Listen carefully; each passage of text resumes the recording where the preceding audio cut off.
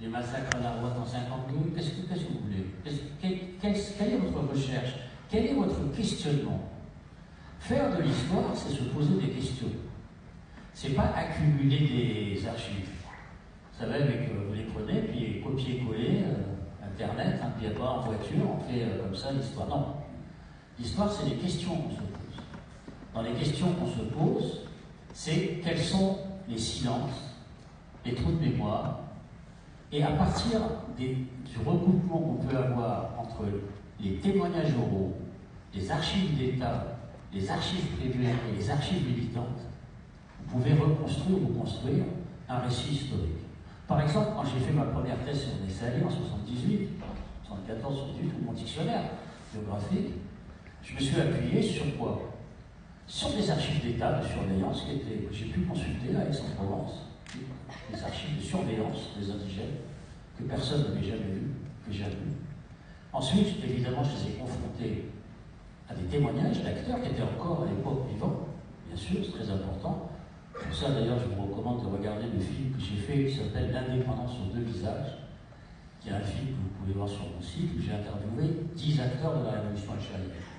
Les 10 principaux acteurs, Saoud El-Arab, Abdelrazak Mahara, qui est le bras droit de Moutier, bien sûr aussi Naïd Ahmed, Ali Hamoud, Mohamed Arbi, enfin je ne vais pas tous les citer.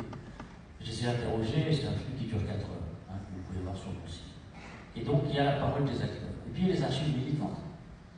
Pourquoi? Parce que très souvent, il y a des militants qui ne font pas confiance dans l'État, dans les États. Ils ne font pas confiance dans l'État. Donc ils gardent des archives par-devers eux, et ils préfèrent donner leurs archives à des gens de confiance. Par exemple, j'ai eu l'extraordinaire chance dans ma vie d'avoir accès aux archives de Messalé, de ses mémoires, grâce à la famille de Messalé. Et c'est pareil pour Ferhat Tawaz. Ils ont eu confiance en moi.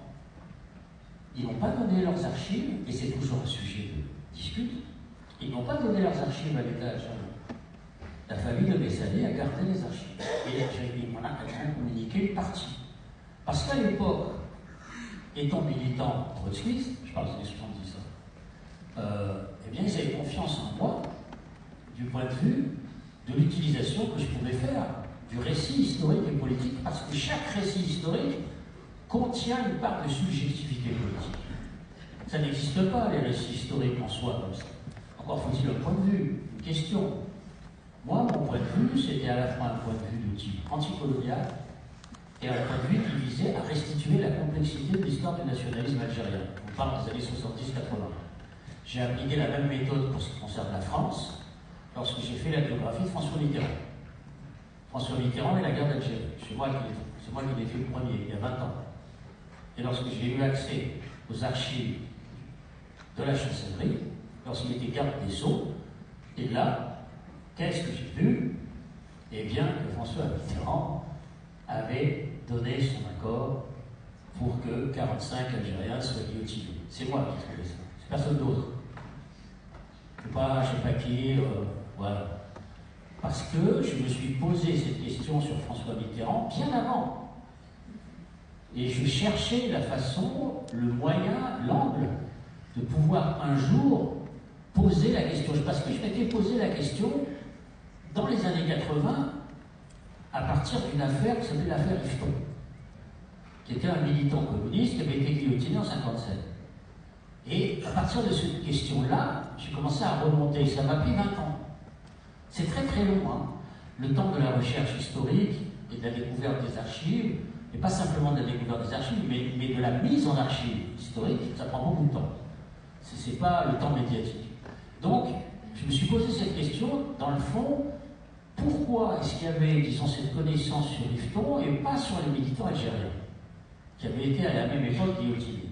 Et de fil en aiguille, disons que j'ai commencé à construire un raisonnement et donc un moyen de pouvoir accéder à un certain type d'archives qui avaient été fermées et qui venaient d'être déclassifiées lorsque Christiane Taubira est devenue ministre de la Justice, parce que c'est de la politique.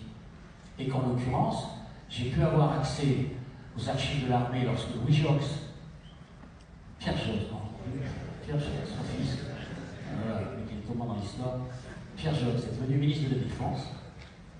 Et en 1992, il m'a donné l'autorisation, là on est du côté français, là.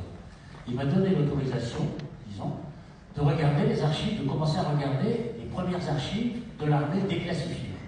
Donc vous voyez que c'est un long combat. Par ailleurs, vous dites que j'ai rien dit sur les archives, c'est pas vrai. J'ai signé au moins 3 pétitions pour l'ouverture des archives. Tapez sur Google Benjamin Stora Archives, vous verrez toutes les pétitions. Regardez-les, hein, d'accord? Donc c'est pas, j'ai pas rien fait, je vais pas faire de dos. Hein. Donc j'ai signé au moins 3 pétitions, et tout en signant les pétitions, je me suis encore posé la question de savoir pourquoi certaines archives restaient inaccessibles. Quelles étaient-elles? Les archives sur les essais nucléaires, les archives sur les grottes chimiques, les archives sur les disparus.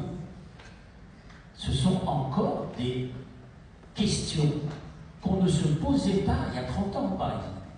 Ce sont des questions qu'on pose aujourd'hui et qui obligent à l'ouverture. Parce que, je terminerai là-dessus, les archives sont ouvertes si vous avez un questionnement qui vous pousse à l'ouverture d'archives. Comme il y a eu dans les années 2000 le questionnement sur la torture, et qui a poussé à l'ouverture d'archives, qui a permis par exemple les soutenances de thèse de Raphaël Branche, de Sylvie Tello, sur la torture pendant la guerre d'Algérie. C'est-à-dire que c'est par les questionnements et par l'investigation historique que vous avez les ouvertures d'archives. Mais vous ne pouvez pas dire simplement ouvrez les archives. Vous voyez, non, on va vous dire oui, non, pourquoi, qu'est-ce que tu veux comme archive, etc. Donc il faut avoir, disons, un contenu hein, dans sa problématique. Deuxième question, politique. Qu'est-ce qui va se passer si Jordan Bardella, ou je ne sais pas quoi, arrive au pouvoir? Je vous ai dit ce que j'en pensais. Je pense qu'on a une société française qui s'est profondément modifiée du point de vue culturel, en particulier de la formation des élites et des élites issues de ce qu'on appelle les immigrations post-coloniales, qui sont beaucoup plus nombreuses aujourd'hui que celles étaient, par exemple, lorsque moi je travaillais dans les années 70-80, il y avait une poignée de chercheurs. Aujourd'hui, il y a des bataillons entiers de chercheurs qui travaillent sur ces questions post-coloniales. Donc, par conséquent, on n'est plus du tout dans le même type de société. Par contre, les élites intellectuelles, suffisamment aguerries et formées, ne suffisent pas. Il faut aussi des partis politiques. Il faut aussi des appareils politiques. Et ça, c'est le problème.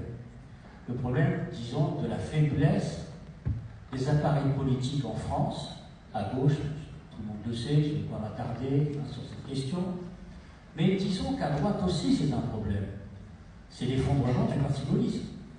C'est un parti de droite qui s'est effondré et qui a ouvert la voie au boulevard du Front National, le parti gaulliste, dans son effondrement. C'est un vrai problème. Or, précisément, les gaullistes avaient formé une espèce d'armature politique très forte qui faisait, qu'on le veuille ou non, barrage à l'extrême droite, parce que l'extrême droite, comme vous le savez, voulait tuer le général de Gaulle hein, au moment de la guerre d'Algérie. Le général de Gaulle a échappé à je ne sais combien d'attentats. C'est l'extrême droite qui voulait tuer le général de Gaulle. Or, l'effondrement de la gauche d'une part et de la droite d'autre part fait que, naturellement, la tâche nouvelle des nouvelles élites politiques, c'est non pas simplement la manifestation, mais la formation de partis politiques et d'organisations politiques. C'est ça le grand enjeu, le grand défi, à mon sens. Donc la formation d'organisations politiques. Tout à l'heure, vous savez, j'ai parlé de l'étoile nord-africaine en 1926-1930. C'était des gens qui étaient des hommes qui étaient tout seuls, mais ils avaient une espérance d'indépendance religieuse, comme une foi quasiment religieuse. Et ils y sont tenus, et ils ont créé une organisation. Ils sont partis, ils étaient quelques centaines. Et lorsqu'ils ont été dissous en 1939, ils étaient déjà 5000 militants. C'est énorme par rapport à 100 000 Algériens en France. C'est considérable. C'est-à-dire qu'ils n'ont pas arrêté de fabriquer des formations politiques qui se sont succédées les unes derrière les autres en transmettant, disons, sur le plan générationnel, leur expérience de lutte syndicale, parce que beaucoup étaient tous syndiqués, bien sûr, et de lutte politique.